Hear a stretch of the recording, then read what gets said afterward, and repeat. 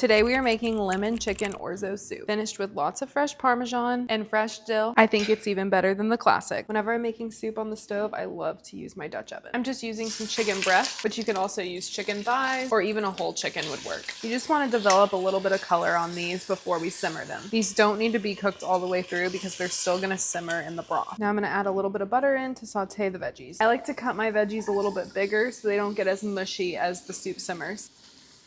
Adding some salt and lots of pepper. You can see the fond is starting to lift off the bottom of the pan. Now I'm adding in 10 cloves of fresh garlic, Italian seasoning, dried dill, and turmeric. Now you just want to cook this until everything is nice and fragrant. You can see the turmeric turns everything this bright yellow color. I'm deglazing the pan with a little bit of chicken stock just to remove anything left at the bottom. Now I'm adding in the rest, tossing in a bay leaf and the rest of this chicken. Just going to gently simmer this for about 20 to 30 minutes.